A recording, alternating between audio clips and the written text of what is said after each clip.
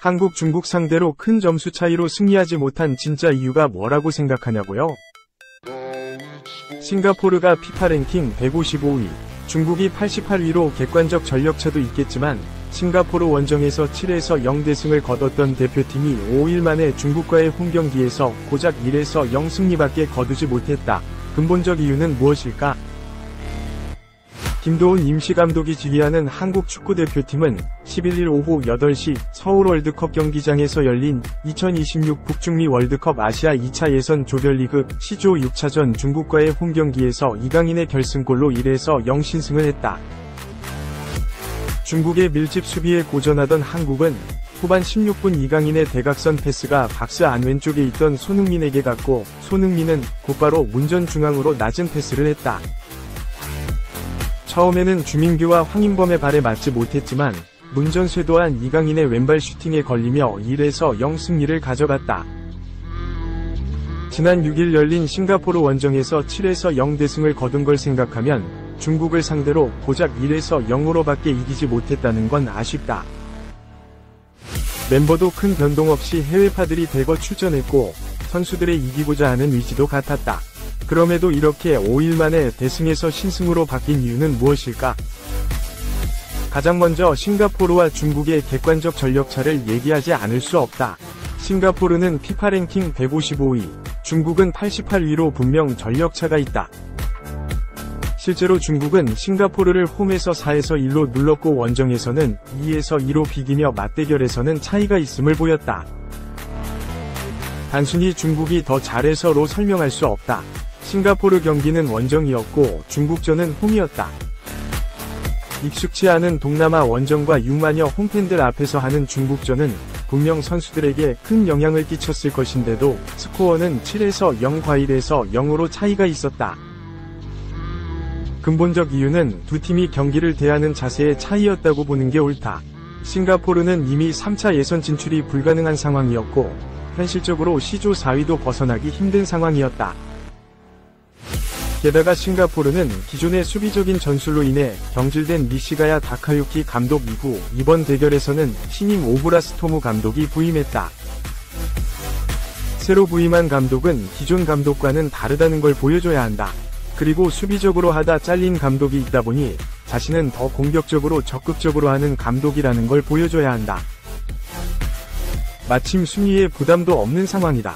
이러다 보니 싱가포르는 한국을 상대로 적극적으로 전방 압박을 하며 대등하게 맞서려 했다.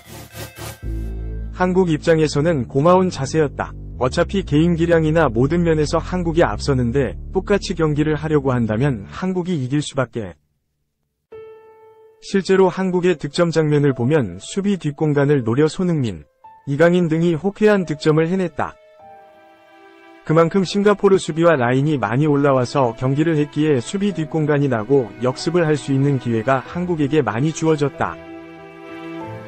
어느 정도 실점을 하면 수비를 단단히 하기 마련인데 싱가포르의 오구라 감독은 전혀 그러지 않고 경기 종료까지 계속 전진했다. 그러다 보니 무려 7에서 0의 스코어까지 가능했던 한국이다. 반면 중국의 상황은 달랐다. 중국은 이날 경기 전 승점 1점만 따면 자력으로 조 2위 확정이고 지더라도 적은 실점을 해서 져야만 태국 싱가포르전 결과에 따라 조 2위도 될 수 있었다. 그렇기에 중국은 어떻게 해서든 실점하지 않는 게 최대 목표일 수밖에 없었고 자연스레 수비적으로 그리고 시간을 끄는 경기를 했다. 경기 내내 확인할 수 있었듯 중국 수비진은 두 줄 수비를 섰다. 후방에는 무려 6명의 선수가 배치되고 이 선에는 3명, 공격의 귀화 선수 1명이었다. 500을 넘어 사실상 600을 구사할 정도로 어떻게든 수비하고 버티는데 초점이 맞춰져 있었기에 아무리 한국 선수들의 개인 기량이 좋아도 내려앉아 수비하는 팀을 상대로 골을 넣기란 결코 쉽지 않았다. 많은 선수들이 내려앉는 팀을 상대로 골을 넣기 어렵다고 말하는 이유가 중국전에 전형적으로 드러난 셈. 물론 한국의 디테일한 공격 전술이 부재하고 주민규와 같은 포스트 플레이를 할 수 있는 선수도 없어 공격이 답답하기도 했다. 이는 한국의 잘못이지만 세상 어느 팀도 대놓고 수비하는 팀에 대량 득점하긴 쉽지 않은 게 현실이다. 결국 싱가포르와 중국이 처한 상황과 이를 통한 경기를 임하는 자세의 차이는 자연스레 적극적이니 수비적이냐로 이어졌고, 똑같은 한국 대표팀은 7에서 0과 1에서 0이라는 극명한 스코어 차이를 경험할 수밖에 없었다. 2. 한 EPL 1호 센터백 예약, 브렌트포드가 홈그로운으로 키우는 김지수, 선 김 자랑스런 선배들. 경쟁 치열하지만 꼭 데뷔할 것. 꼭 잉글랜드 프리미어리그, EPL에 데뷔해 많은 분을 즐겁게 해드리고 싶다. 대한민국 1호 EPL 센터백을 예약한 김지수, 20 브렌트포드가 자신의 목표를 당당하게 밝혔다. 2004년 12월 생인 김지수는 만 18세던 지난해 브렌트포드의 러브콜을 받고 유럽 진출에 성공했다. 한국 10대 선수, 그것도 센터백으로 EPL에 입성한 것은 김지수가 처음이었다. 무엇보다 그는 K리그 2, 2부 리그에서 EPL로 직접 건너간 첫 사례가 됐다. 김지수는 뜨거운 관심 속 영국에 입성했다. 그리고 그 누구보다 치열하게 한 시즌을 보냈다. 그는 지난해 6월 국제축구연맹 20세 이하 U20 월드컵 직후 브렌트포드에 합류해 비시즌 투어부터 함께했다. 1군 훈련과 B팀 공식전을 병행하며 EPL 데뷔의 꿈을 키웠다.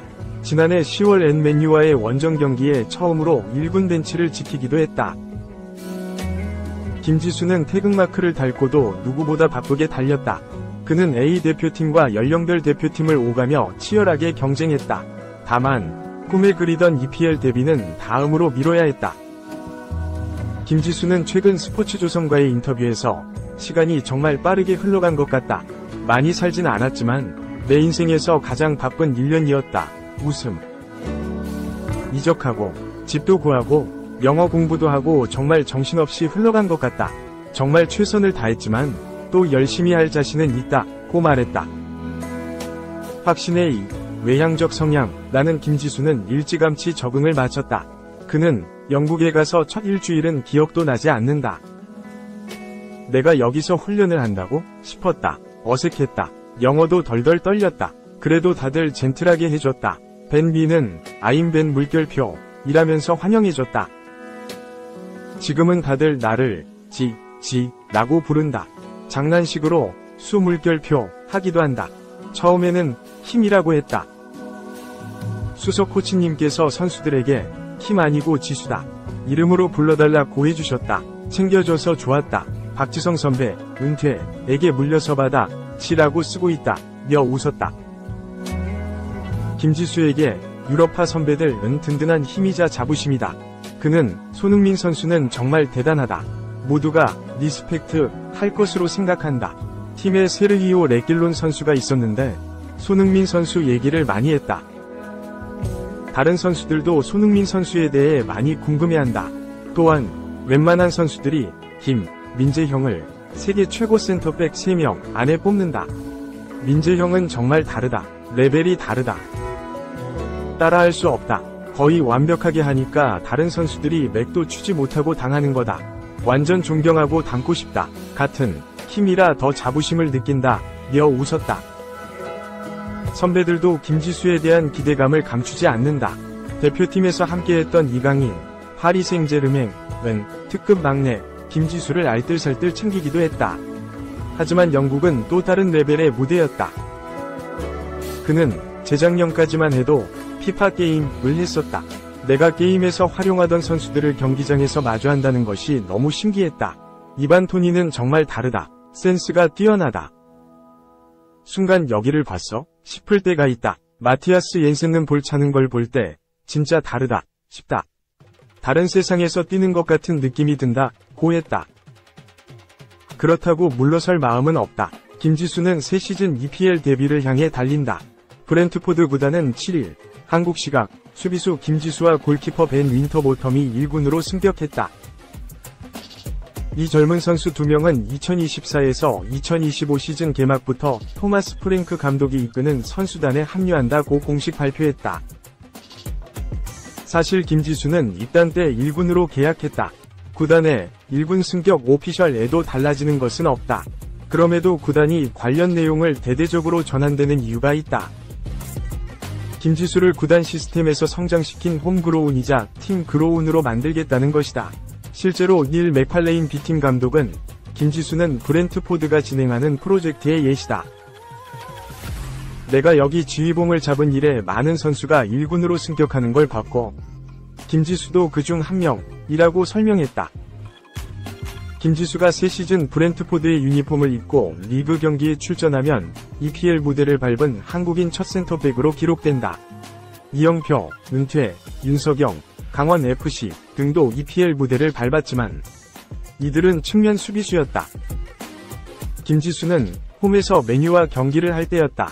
우리가 홈에서 그 맨유라는 팀을 상대로 압도하고 있는 모습을 봤다. 토마스 프랭크 감독님은 정말 대단하다는 생각을 했다. 동시에 내가 뛴다면 할 수 있을까 의문이 들기도 했다.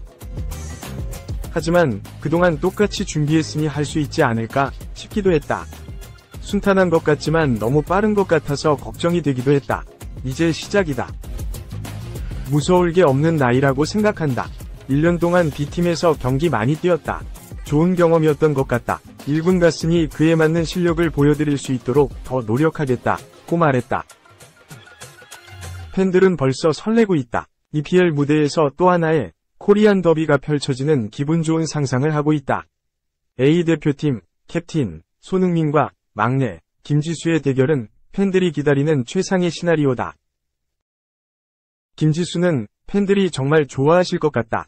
상상하면 벅차다. 과거 이영표 박지선 맞잡은 손 장면을 보면서 나도 한번 해보고 싶었다. 며 웃었다. 그는 6월 중순 영국으로 건너가 새 시즌 준비에 본격 돌입한다. 김지수는 경쟁은 정말 치열하다. 하지만 구단에서 나를 믿고 좋게 봐줘서 1군에서 함께 할 수 있게 해주셨다고 생각한다. 지난해보다 더 많은 기회가 있고 출전할 수 있을 것으로 생각한다. 나도 많이 노력할 것이다. 지난 시즌엔 아쉽게 EPL에 뛰지 못했다. 팬들이 많이 아쉬워하셨다. 꼭 데뷔해서 많은 분을 즐겁게 해드리고 싶다. 할 수 있는 최선을 다하겠다. 고 이를 악물었다. 김지수의 더 많은 얘기는 스포츠조선의 축구 전문 채널을 통해 확인할 수 있다.